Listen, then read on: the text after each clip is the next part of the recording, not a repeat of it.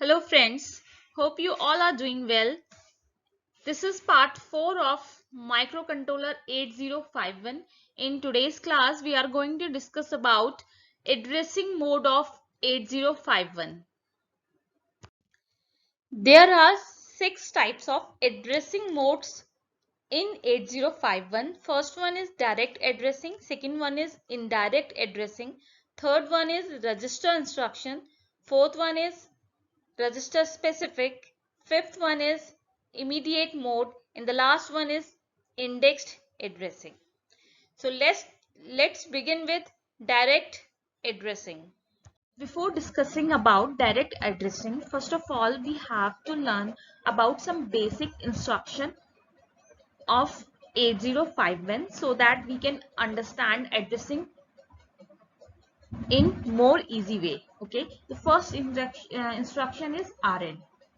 ठीक है, RN क्या है? फर्स्ट इंस्ट्रक्शन है where n is from 0 to 7.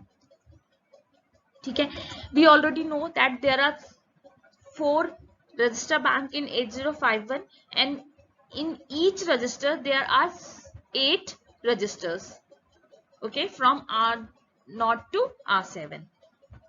तो यहाँ पे जो RN है वो किसी एक बैंक के किसी एक रजिस्टर को शो कर रहा होगा जो कि 0 से 7 के बीच में होगा. ठीक है, अब कौन सी बैंक होगी? जो भी करेंटली सिलेक्टेड बैंक होगी.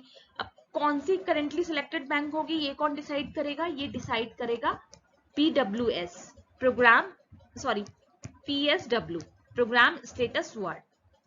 ठीक है, इसमें 2 बिट्स होती हैं, उनका कॉम्बिनेशन ये बताता है कि करेंटली कौन सा रजिस्टर बैंक सिलेक्टेड है. ठीक है, और जो भी करेंटली सिलेक्टेड रजिस्टर बैंक होगा RN उसके, अब RN की कुछ वैल्यू होगी, मतलब N की कुछ वैल्यू होगी 0 to 7. तो जो भी वैल्यू होगी इसका मतलब ये उस पर्टिकुलर रजिस्टर को रिप्रेजेंट कर रहा है.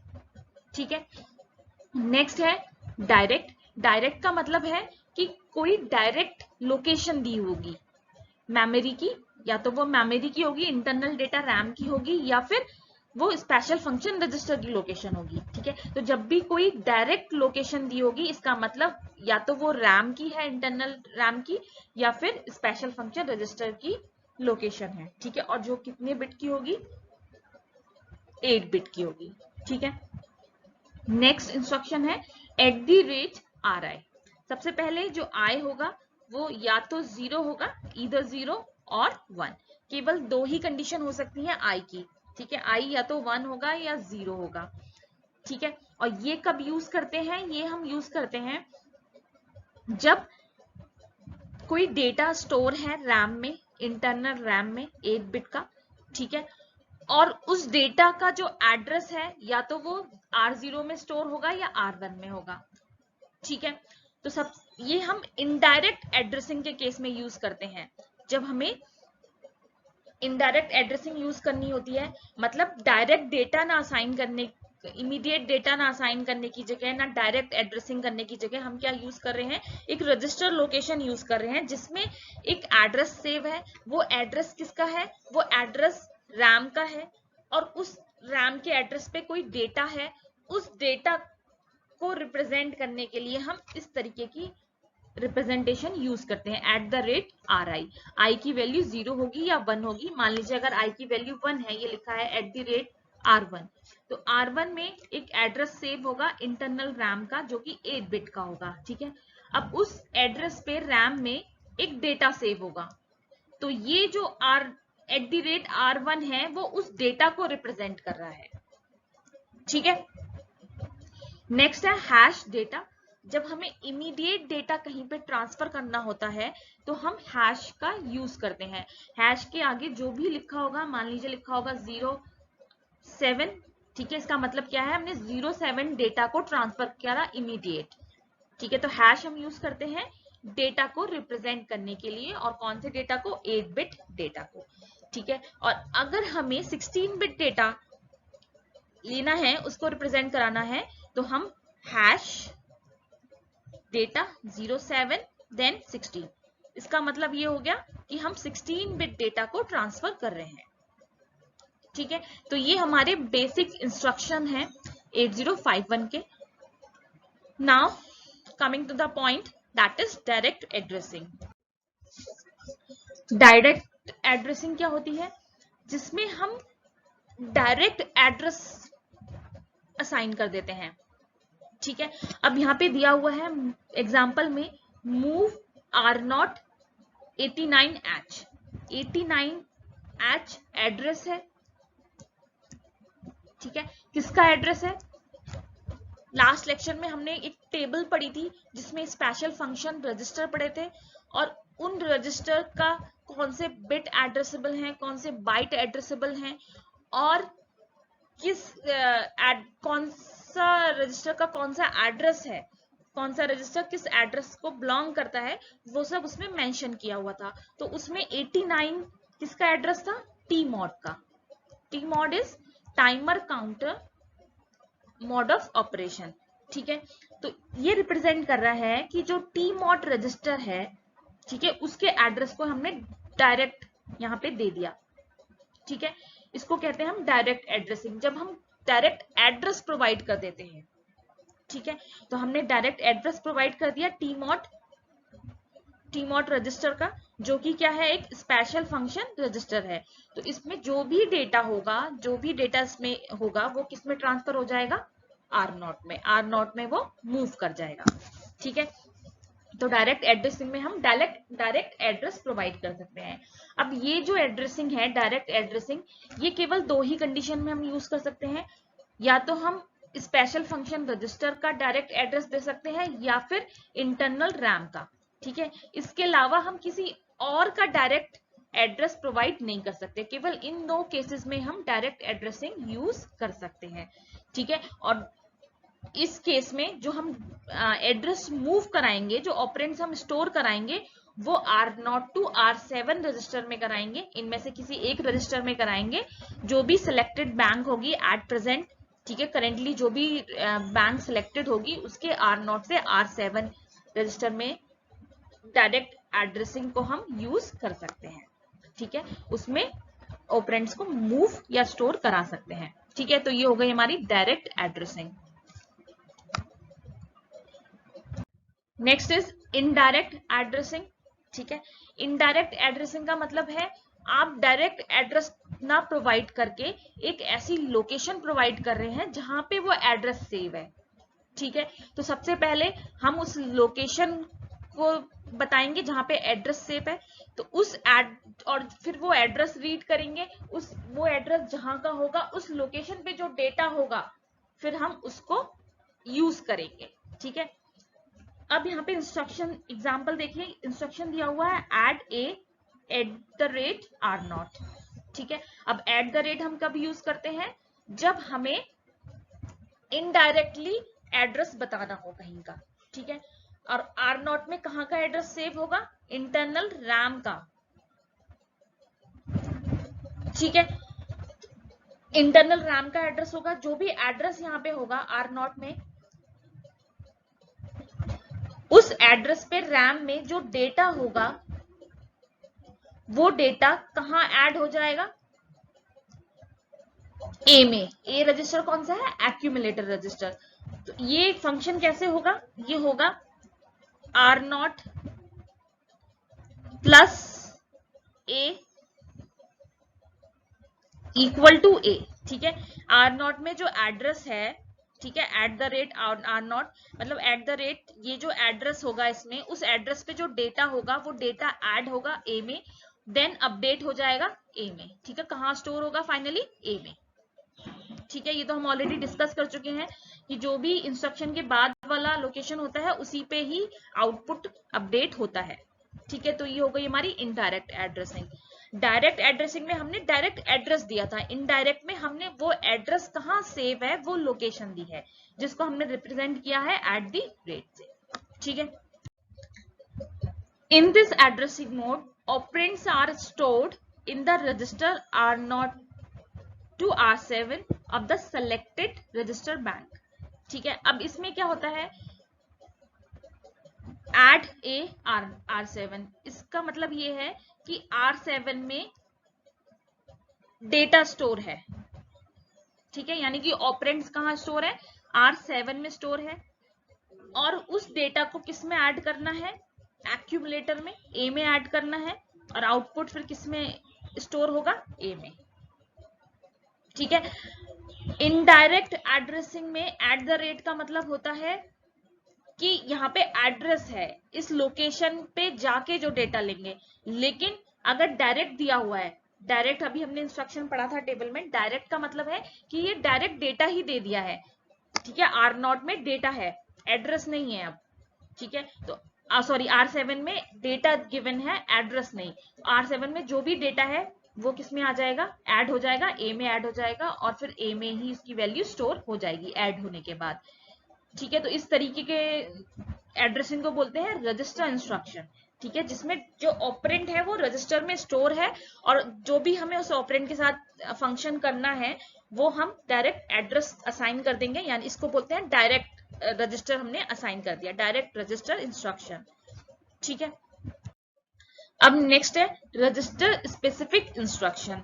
अब ये कुछ स्पेशल टाइप के रजिस्टर्स होते हैं, केवल उन पे ही लागू करता है। मतलब ये जो इंस्ट्रक्शन होंगे वो हर रजिस्टर के लिए कॉमन नहीं होंगे, हर रजिस्टर के लिए अलग इंस्ट्रक्शन होंगे। ठीक है, जैसे यहाँ पे एग्जांपल में दिया हुआ है RLA। ठीक है, R का मतलब है रोटेट, L का मतलब है लेफ्ट, A का मतलब है एक्यूमुलेटर।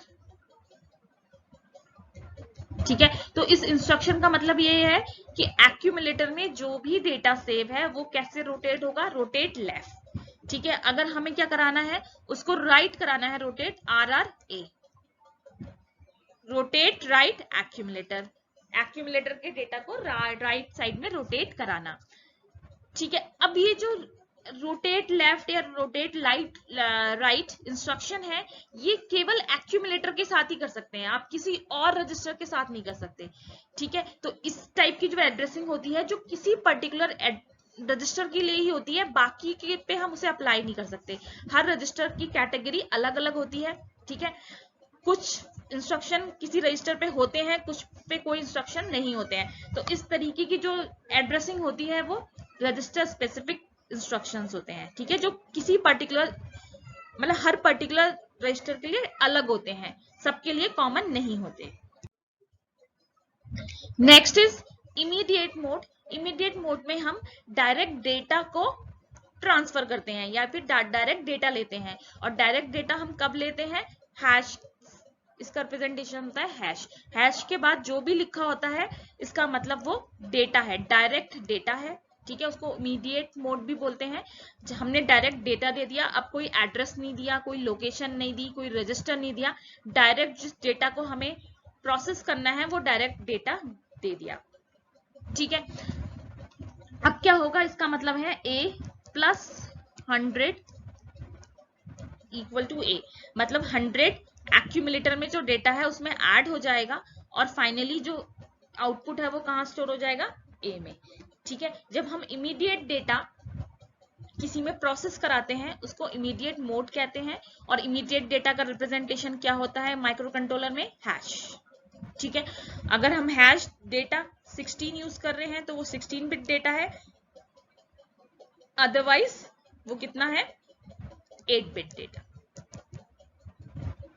ठीक है, नेक्स्ट इज इंडेक्स एड्रेसिंग।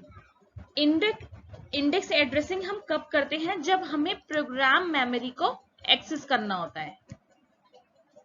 ठीक है, अभी तक हमने जितनी भी एड्रेसिंग मोड पढ़े थे उसमें या तो हम इंटरनल रैम को एड्रेस कर रहे थे या फिर स्पेशल फंक्शन रजिस्टर्स को कर रहे थे।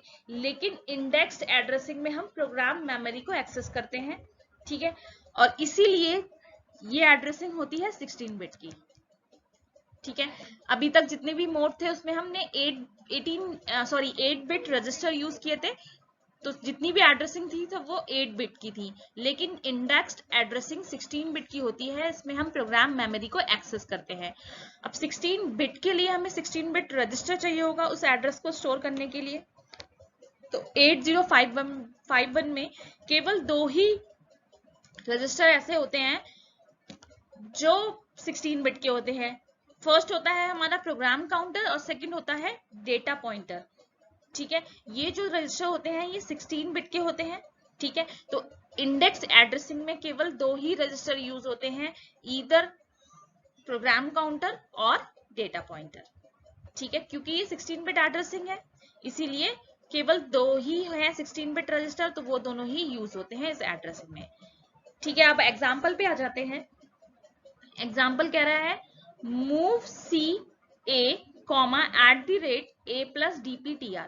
अब @ का मतलब क्या होता है, @ किसी लोकेशन को बताता है। ठीक है, इसका मतलब यह है @ के आगे जो लिखा है उस एड्रेस पे जाके जो डेटा स्टोर है, इस लोकेशन पे क्या होगा, एक एड्रेस होगा। @ एक एड्रेस को डिफाइन कर रहा होगा, उस एड्रेस पे जाके जो डेटा होगा उस डेटा को प्रोसेस करना।